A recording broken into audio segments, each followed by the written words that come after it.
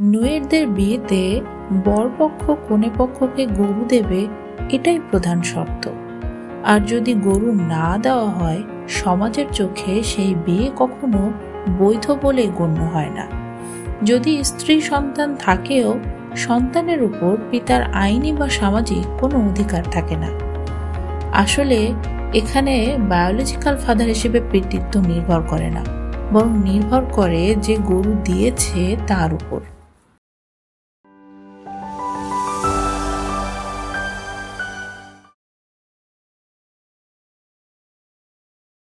বিয়ে হলো দুই পরিবারের সামাজিক বন্ধন, তবে নুয়ের সমাজে এটি কিন্তু একটু আলাদাই।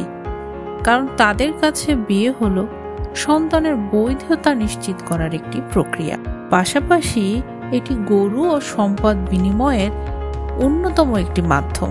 নুয়েরদের বিয়ের মূল ভিত্তি হলো গরু দেয়া। গরু কিন্তু শুধুমাত্র মেয়ের মূল্য নয়, বরং পরিবারের মধ্যে বন্ধন গড়া ও ভবিষ্যৎ সন্তানদের একটি বৈধতা নিশ্চিত করার প্রক্রিয়া।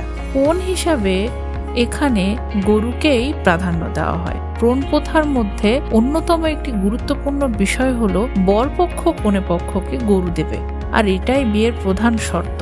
বিয়েতে সাধারণত তারা 20 থেকে 40টি পর্যন্ত গরু দিতে পারে, বা মাঝে মাঝে তার বেশিও হতে পারে। বিয়ের পর এই গরুগুলো কনের পরিবারের সদস্য, যেমন বাবা, চাচা, ভাই ইত্যাদি সবার মাঝে ভাগ হয়ে যায়। আর যদি বিয়েতে গরু না দেওয়া হয়, সমাজের চোখে সেই বিয়ে কখনোই বৈধ বলে গণ্য হয় না। যদি কারো স্ত্রী ও সন্তান থাকে, তবে সন্তানের উপর কিন্তু পিতার আইনি বা সামাজিক কোনো অধিকার সেখানে থাকতে পারে না। এখানে পিতৃত্ব নির্ভর করে মূলত কে গরু দিল তার উপরে। বায়োলজিক্যাল ফাদার হিসেবে এখানে প্রাধান্যটা খুব কমই পাওয়া যায়। যেমন ধরুন, যদি কোনো স্ত্রী গর্ভবতী হয় এবং তার স্বামী তাকে গরু না দেয়, তাহলে কিন্তু তার স্বামী সেই সন্তানের পিতা হবেন না, বরং যিনি গরু দিয়েছেন তিনিই হবেন সন্তানের সামাজিক পিতা।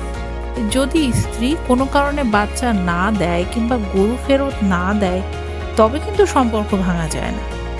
অর্থাৎ বিয়েতে গরু যেমন সম্পর্ক নতুন করে তৈরি করে দেয়, ঠিক তেমনি গরু যখন ফেরত না দেওয়া হয়, তখন সম্পর্কটা আগের জায়গাতেই থাকে, সেটি কখনো ছিন্ন হয় না।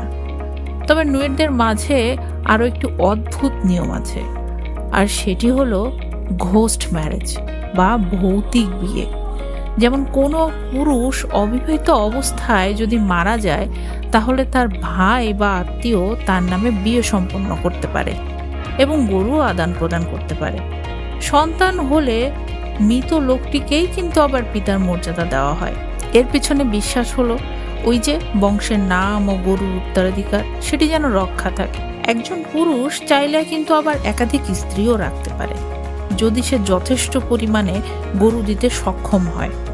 প্রত্যেক স্ত্রীর জন্য তারা আলাদা আলাদা ঘর বা ঝুপড়ি তৈরি